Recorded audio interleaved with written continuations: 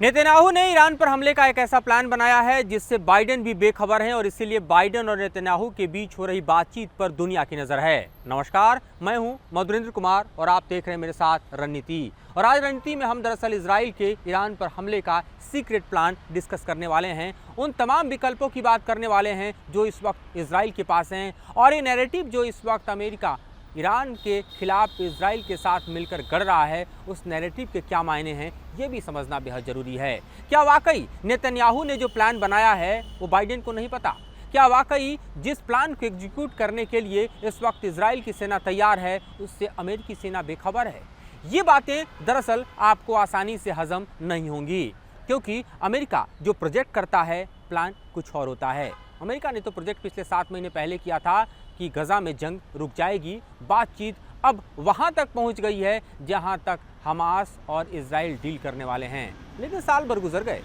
हमले जारी रहे, गजा तबाह हुआ और अब तबाही का मंजर हमें लेबनान में दिखाई दे रहा है। उस लेबनान में जहां पर बताया जाता है कि जब इजराइल ने हिजबुल्लाह के टॉप कमांडर नसरुल्लाह को मारा तो उसकी जानकारी भी अमेरिका को देर से दी गई। लेकिन दरअसल जो आप मीडिया में देखते हैं ना, ऐसा होता नहीं है। इस वक्त अगर आप सोशल मीडिया की बात करें, डिजिटल मीडिया की बात करें, कंटेंट की बात करें, इन्फॉर्मेशंस की बात करें, इन्फॉर्मेशन वॉरफेयर की बात करें, ये सब कुछ आप देखिए तो अमेरिका और इजराइल के कंट्रोल में है, चाहे गूगल हो चाहे मेटा हो। लिहाजा वो इस वक्त जिस तरह के नैरेटिव को सेट करने की कोशिश कर रहे हैं उस पर ज़्यादा भरोसा आपको नहीं करना है। आप ये समझिए कि पिछले 2 दशक से दरअसल यानी हम जॉर्ज डब्ल्यू बुश के ज़माने से बात कर रहे हैं, जब कॉन्डोलीज़ा राइस थी उस वक्त से बात करें तो अमेरिकी प्लान पर नज़र डालें तो अमेरिका का एक बड़ा सपना रहा है मिडिल ईस्ट को बदल देने का। अमेरिका का एक बड़ा सपना रहा है लेबनान पे कंट्रोल करने का, ईरान को घुटनों पर ला देने का। पहले ही आप देखिए तो सऊदी से लेकर कतर और ख़ास तौर पे इधर आइए यूएई से लेकर तो मिडिल ईस्ट के अधिकांश इलाकों में अमेरिकी धमक आपको साफ दिखाई देती है। लेकिन ईरान ने कभी घुटने नहीं टेके और ये वक्त इस वक्त देखें तो इजराइल और अमेरिका का प्लान दरअसल इसी वक्त का शायद इंतज़ार कर रहा था जब इजराइल के हाथों न्यूक्लियर इंस्टॉलेशन जो हैं ईरान के टारगेट किए जा सकें।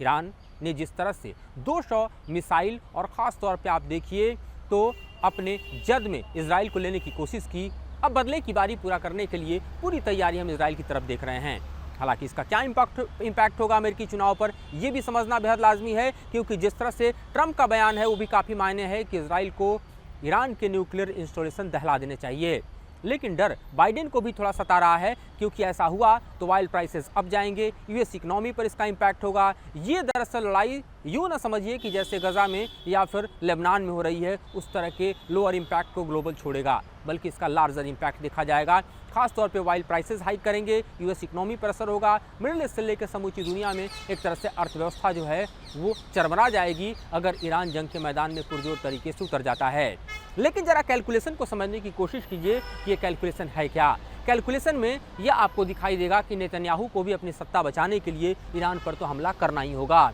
क्योंकि जिस तरह से नेतन्याहू की सत्ता, इजराइल की संप्रभुता और ख़ास तौर पर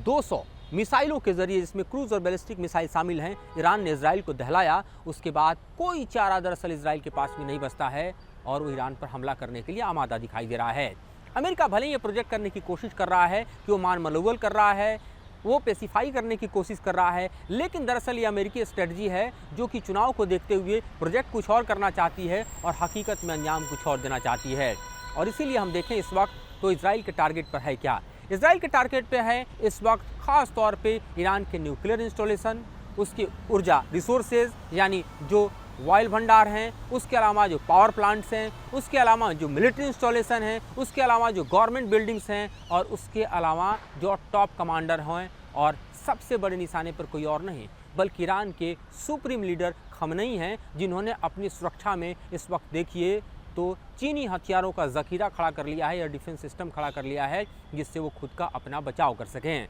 लेकिन मौजूदा स्थिति में जो बातचीत दरअसल बाइडेन और नेतन्याहू के बीच हो रही है ये एक शेयर प्लान की बातचीत है, क्योंकि गैलेंट को भेजकर नेतन्याहू नहीं चाहते थे कि अमेरिका में इसकी बातचीत हो और लॉयड ऑस्टिन के साथ बातचीत हो। वो डायरेक्ट चाहते थे कि बाइडेन के साथ ही उनकी बातचीत हो और इस प्लान को इतना ही शेयर किया जाए जितना लाजमी हो। हम जानते हैं कि इस वक्त अमेरिका भले ही चुनाव के मैदान में हो, लेकिन ट्रंप के बयान को भी गौर किया जाना चाहिए। ट्रंप साफ तौर पर कहते हैं कि इजराइल को ईरान के न्यूक्लियर इंस्टॉलेशन पर हमला करना चाहिए। उसके अलावा जो होम ग्राउंड पर प्रेशर है नेतन्याहू के ऊपर, वो भी साफ दिखाई देता है, क्योंकि ईरान ने जिस तरह से इजराइल के घर में घुसकर मारा है, अगर इजराइल ने ईरान पर रिटेलिएट नहीं किया तो नेतन्याहू की नाक अपनी ही ज़मीन पर कट जाएगी, लिहाजा उनको रिटेलिएट तो करना होगा। दूसरी तरफ आप देखिए तो लेबनान में अगर आपको दिखाई दे तो वहाँ के पॉलिटिकल सिनेरियो में भी काफ़ी चेंजेस दिखाई दे रहे हैं, खास तौर पे इसलिए क्योंकि जिस तरह से लेबनान सीज फायर चाहता है उसका समर्थन पहली बार हिजबुल्लाह ने किया है, और वो भी बिना किसी शर्त के, क्योंकि अब तक तो हिजबुल्लाह का ये शर्त रहा है कि जब तक गजा में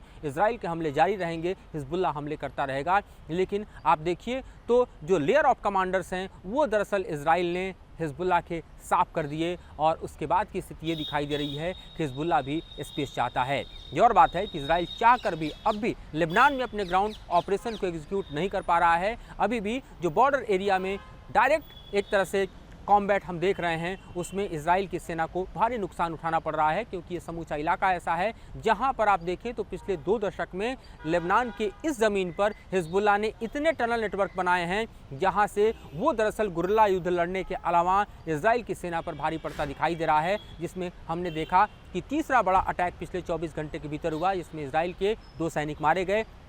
इससे पहले 8 सैनिक मारे गए, 3 मरकवा टैंक तबाह हुआ, आर्टिलरी के फायर्स जो है वो भी झेलने में इस वक्त हम देख रहे हैं कि हिजबुल्लाह सक्षम है, क्योंकि हिजबुल्लाह हमास नहीं है और उसके पास ताकत की बात करें तो लाख की संख्या में लड़ाके हैं जो वेल ट्रेंड हैं, सीरिया की ज़मीन पर लड़ चुके हैं। हथियारों की बात करें तो उसके हथियारों के ज़खीरे को नष्ट करने के लिए अपनी पूरी ताकत जो है इजराइल की सेना ने अपनी एयरफोर्स के जरिए झोंक दी है। बावजूद इसके माना जा रहा है कि उसके पास अभी भी 70 से 80 हज़ार की संख्या में न सिर्फ रॉकेट हैं बल्कि मिसाइल सिस्टम है, और इस तरह के दरअसल घातक हथियार है जिसके जरिए वो हाइफा को दहला रहा है, हाइफा को हिला रहा है। उसके जद में इस वक्त हम देखें तो समूचा इजराइल है, उसके मिसाइल के हमले की जद में इजराइल का चप्पा चप्पा दिखाई देता है। लिहाजा अगर आप गजा वार से लेबनान वॉर की तुलना कर रहे हैं तो ये शायद भूल होगी। इस बीच अगर ईरान के साथ जंग छिड़ती है तो ये जंग कितनी भयावह होगी इसका अंदाज़ा लगाया जाना चाहिए, क्योंकि ये समूचे मिडिल ईस्ट पर भारी पड़ने वाली है। इस वक्त अगर आप देखें तो ख़ास तौर पे आपको दिखाई देगा इजराइल और ईरान के बीच का मैप, और तकरीबन 1000 मील की दूरी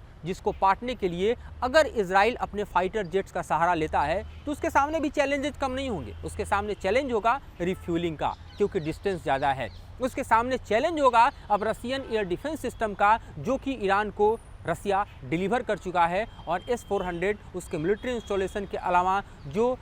हम कहें कि उस ईरान के लिए अति महत्वपूर्ण साइट्स हैं वहाँ पर इस वक्त तैनात दिखाई दे रहे हैं। साथ ही रडार और इसके अलावा कॉम्बैट पावर जो है वो भी ईरान तैयार रखा है, क्योंकि ईरान ने भी दरअसल एक तरह से देखें तो डिटरेंट के तौर पर तैयार करते हुए हाल के ही दिनों में जिस तरह से अपने न्यूक्लियर पावर को बढ़ाने में सफलता पाई है, क्योंकि जिस तरह से अनप्रेसिडेंटेड 4.5 रिक्टर स्केल पर वहां पर भूकंप हुए, उसके बाद से यही अंदाज़ा लगाया जा रहा है कि ईरान ने भी अपनी नाभिकीय क्षमता को हासिल कर लिया है, न्यूक्लियर बम की ताकत को हासिल कर लिया है, जो कि उसके लिए एक बड़ा डिटरेंट है। तो खतरा समूचे मिडिल ईस्ट पर मंडराता हुआ दिखाई दे रहा है, और इस खतरे की जद में हम देखें तो कई देश हैं। अगर आप ईरान और इजराइल के बीच ही देखें तो आपको सऊदी अरब दिखाई देता है, इराक दिखाई देता है, जॉर्डन दिखाई देता है, और ऐसी स्थिति में आप समझिए कि युद्ध बेहद भयावह हो सकता है, जिसको लेकर बाइडेन और नेतन्याहू चर्चा कर रहे हैं।